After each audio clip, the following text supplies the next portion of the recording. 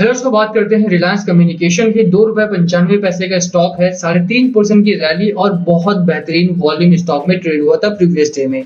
आज मार्केट बंद रहा है और मंडे से मार्केट दोबारा खुलेगा, तो क्या चाल रहने वाली है आरकॉम की? क्या यहाँ पर आपको खरीदारी करनी चाहिए या नहीं?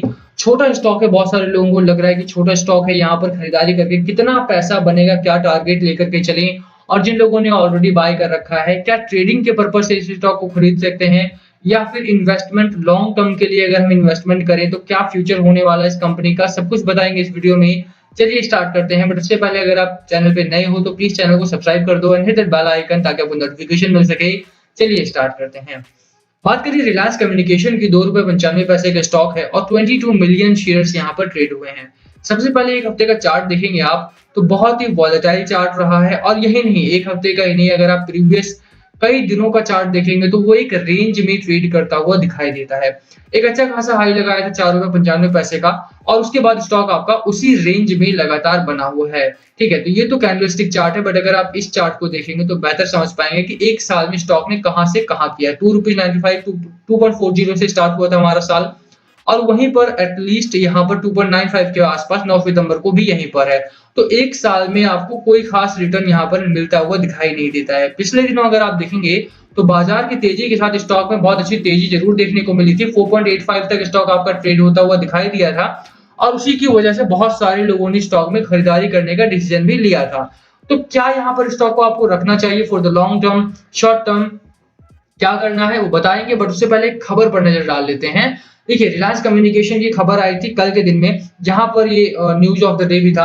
आप देखिए, the supreme court on Friday sought a response from the government on a plea by ailing Anil Ambani companies Reliance Communication and Reliance Telecom, seeking a refund of the excess amount of rupees 104 crore which allegedly was illegally and unlawfully encashed by the DOT and the Department of Telecommunication against their dues of rupees 774 crore towards their deferred spectrum dues. Spectrum dues था इनके 774 करोड़ रुपए का। उसके एवज में यहाँ पर 104 करोड़ रुपए एक्स्ट्रा ले लिए गए हैं रिलायंस कम्युनिकेशन के पास, as if they have the money. तो यहाँ पर उनके हिसाब से आरकॉम का कहना है कि 104 रुपए उनसे एक्स्ट्रा ले लिए गए हैं, जो कि अनलॉफुल है और इलीगल भी है यहाँ पर। तो उसके लिए उन्होंने सुप्रीम कोर्ट में अपील दायर की और उसके ही खिलाफ सुप्रीम कोर्ट ने गवर्नमेंट से पूछा कि भैया पैसा कब दोगे आप। ठीक है, तो ये खबर थी पूरी की पूरी। अब 104 करोड़ रुपए अनिल अंबानी साहब को मिलने वाले हैं, ये तय है यहाँ पर। और ऐसे में जब अनिल अंबानी के पास पूरा कैश फ्लो, अच्छा कैश फ्लो नहीं है, तो 104 करोड़ रुपए उन्हें काफी हेल्प करने वाले हैं। ठीक है, तो ये तो रही अनिल अंबानी साहब की और आरकॉम की खबर। अब देखिए, आरकॉम को कितना प्रॉफिट होने वाला है ये तो आपको पता लगेगा कि जब उसका क्वार्टरली रिजल्ट आएगा। क्वार्टरली रिजल्ट जो इस बार आया है उस पर बात की जाए। अब देखिए कि यहाँ पर क्वार्टरली रिजल्ट है हमारे सामने। यप, जून में 154 करोड़ रुपए का प्रॉफिट अर्न किया है, रेवेन्यू अर्न किया है यहाँ पर, जिसमें से 1600 करोड़ रुपए का नेट लॉस किया है कंपनी ने। ठीक है, ये है फंडामेंटल फाइनेंशियल सिचुएशन कंपनी की, जो प्रेजेंट सिचुएशन कंपनी की देखने को मिलती है।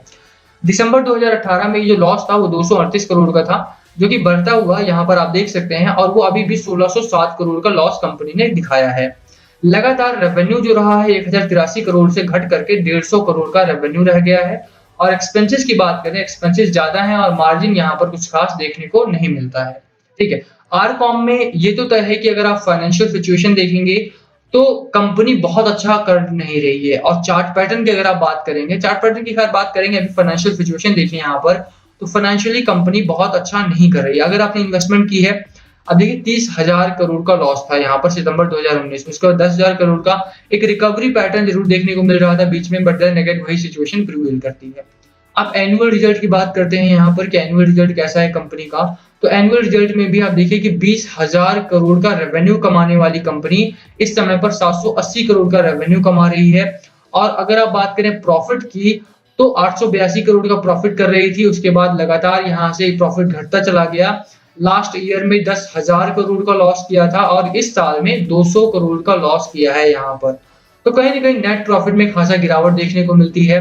अब देखिए 928 करोड़ के प्रॉफिट से 5,791 करोड़ के लॉस तक कंपनी पहुंच गई है। तो ऐसे में फाइनेंशियल सिचुएशन जो कंपनी की इस समय पर है वो बहुत अच्छी नहीं है। और आरकॉम जैसा नाम है, रिलायंस कम्युनिकेशन और टेलीकॉम सेक्टर की कंपनी है, और टेलीकम्युनिकेशन में जरूरी है कि स्पेक्ट्रम हो, उनके पास 4G 5G लॉन्च करने का पैसा हो और वो इस समय पर आरकॉम के पास नहीं है। उल्टा इनका जो कर्ज है वो बहुत ज्यादा बढ़ चुका है। आप मार्जिन की बात करते हैं तो एनुअल मार्जिन आप देखिए -764% का है। माइनस में अगर मार्जिन होने का मतलब है कि 1 रुपए कमाती है कंपनी तो इतना पैसा उसको पे करना पड़ता है। 1 रुपए का 700% उसको पे करना पड़ता है, उल्टा वो प्रॉफिट में आता ही नहीं है। तो कहीं न कहीं फाइनेंशियली कंपनी बहुत वीक होती गई है और धीरे-धीरे करके अगर आप बात करेंगे तो आरकॉम में सस्टेनेबिलिटी थोड़ी-सी कम हो गई है। आप रिलायंस की बात करेंगे, आप बुक वैल्यू की, तो बुक वैल्यू -195 है, जबकि जो करंट प्राइस है वो 2.95 है, यानी कि कंपनी जो है वो सस्टेनेबल नहीं है। लॉन्ग टर्म के लिए अगर आप सस्टेन करना चाहें कि लॉन्ग टर्म के लिए रुके कंपनी, तो लॉन्ग टर्म के लिए ये कंपनी रुकने वाली नहीं है यहाँ पर। ये स्क्रीनर है, यहाँ पर आप इसके प्रोज एंड कॉन्स पढ़ सकते हैं अगर आप चाहें।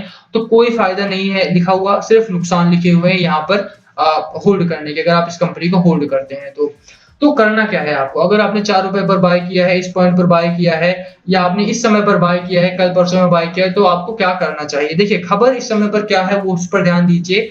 खबर यह है कि 104 करोड़ रुपए आरकॉम को मिलने वाले हैं, जो कि इसको सपोर्ट करेंगे, और जो नेक्स्ट टारगेट आपके सामने है 3.4 का है, और 3.4 3.45 के आसपास ये टारगेट आपका हिट होने वाला है, ये तय है। इस रेंज में बहुत दिनों तक स्टॉक आपका नहीं रहने वाला है। तो कम से कम अगर आपके पास स्टॉक है तो 2.95 के आसपास अगर आपने खरीदारी की है तो 3.45 के आसपास आप निकल सकते हैं। स्टॉक देखिए यार, पैसा बनाने आए हो, अगर छोटे स्टॉक में ही पैसा लगाना है तो किसी ऐसे स्टॉक में लगाओ जहां जो स्टॉक कंपनी प्रॉफिट कमा रही हो। मुझे लगता है कि बहुत सारे लोग हेट कमेंट करने वाले हैं कमेंट सेक्शन में, बट आई एम एग्री कि यार देखो, जो प्रॉब्लम है ना कंपनी में, वो आपको वैसे ही देखना पड़ेगा, ना कि आपको एक्सपेक्टेशंस के नजरिए से देखना पड़ेगा कि क्या कर सकती है, क्या कर रही है उस पर नजर लगाओ, ना कि क्या कर सकती है। ठीक है, तो क्या कर सकती है वो छोड़ देते हैं इस समय पर। आरकॉम इस समय पर की जो सिचुएशन है वो ट्रेडिंग पर्पस के लिए ठीक है। अगर आपने इसको लिया है कि 2 महीना, 3 महीने, 4 महीने में मैं इसको बेच दूंगा, तो कोई दिक्कत वाली बात नहीं है। स्टॉक आपको दोबारा से रिकवरी करेगा। आप बात करें रिकवरी की, तो मैकडी आपका ऑलरेडी बुल रन में आ चुका है, हिस्टोग्राम आपके ऑलरेडी ऊपर की ओर बन रहे हैं, यानी कि जल्दी ही यहाँ पर एक अच्छी रैली के चांसेस बन रहे हैं। 50 का आरएसआई हो चुका है और ठीक ठाक रैली यहाँ पर 3.45 की या फिर 4 रुपीज के आसपास की रैली यहाँ पर स्टॉक आपका जल्द ही लगाता हुआ दिखाई भी देगा।